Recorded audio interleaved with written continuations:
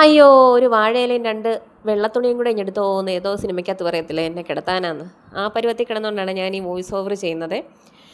നിങ്ങളാരെങ്കിലും ഭൂതഗണങ്ങൾ കയറുക അല്ലെങ്കിൽ ഭൂതഗണങ്ങൾ ചെയ്യുക എന്ന് കേട്ടിട്ടുണ്ടോ? പണ്ട് ഞാൻ മുമ്പത്തെ വീഡിയോയിലൊക്കെ പറഞ്ഞിട്ടുണ്ട് എനിക്ക് ഈ അമ്പലക്കുളത്തിനോട് ഭയങ്കര ഒബ്സഷനാണെന്ന്. അപ്പോൾ ഞാൻ എപ്പോഴും വീട്ടിൽ വന്ന് അമ്മയോട് ഇങ്ങനെ ചോദിക്കും, അമ്മ ആരമ്മ ഈ അമ്പലക്കുളം അത്രയും വലുതായിട്ട് ഇതിങ്ങനെ കുത്തിയതെന്ന്. അപ്പോൾ അമ്മ എന്നോട് പറയും അത് ഭൂതഗണങ്ങൾ 1 മണിക്കൂർ കൊണ്ട് കുത്തിയതാന്ന് പറയും.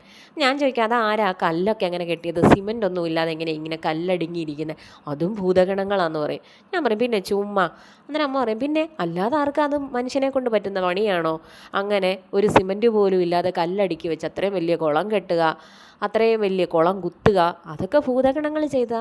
അപ്പം അമ്പലം പണിതാരാ, അമ്പലം പണിതവും ഭൂതഗണങ്ങളാ. അല്ല പിന്നെ ഇത്രയും വലിയ കല്ലൊക്കെ അന്ന് ആർക്കെങ്കിലും എടുക്കാൻ പറ്റുമോ, ആനയെക്കൊണ്ട് പോലും പറ്റത്തില്ല എന്നൊക്കെ പറയും.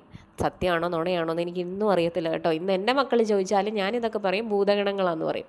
അല്ലെ ചാത്തന്മാർ ചെയ്യിക്കുക എന്നൊക്കെ പറയും. എൻ്റെ ഹസ്ബൻഡിനോട് എന്നാ ചോദിച്ചാലും പറയാം അത് ചാത്തന്മാർ കൊണ്ടുത്തരും, അല്ലെ അത് ചാത്തന്മാർ ചെയ്തോളൂ എന്ന് പറയും. എന്ന് പറഞ്ഞതുപോലെ ഒരു ചാത്തൻ കൂടിയ ദിവസമായിരുന്നു ഇന്ന് എനിക്ക് കേട്ടോ.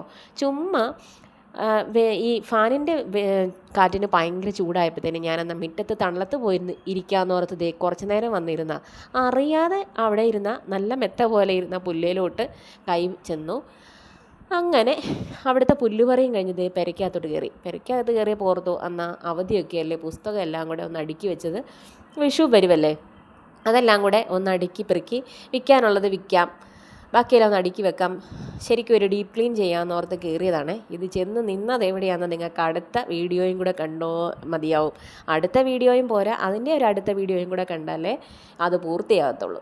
അങ്ങനത്തെ ക്ലീനിങ്ങിലേക്ക് കടന്നു. ആദ്യം അടുക്കിപ്പെറുക്കായിരുന്നു.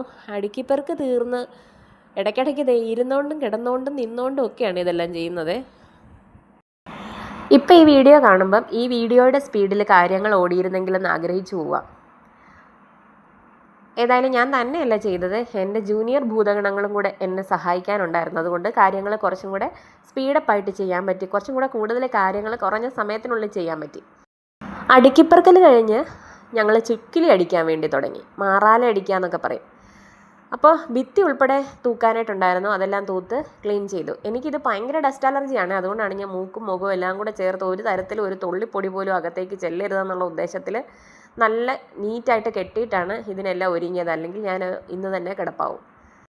പിള്ളേരെന്നോട് പറഞ്ഞു ഞാൻ അടിക്കണ്ട അവരടിച്ചോളാമെന്ന് പറഞ്ഞു ചുക്കിലി. പക്ഷേ അവരടിച്ച് കഴിയുമ്പം അവിടെ ഇരിക്കുന്ന ബൾബും താഴെ വരും, ഫാനും താഴെ വരും, മേളിലിരിക്കുന്ന സാധനം എല്ലാം താഴെ വരും, താഴെ ഇരിക്കുന്ന സാധനം എല്ലാം മേളിൽ ചെല്ലും.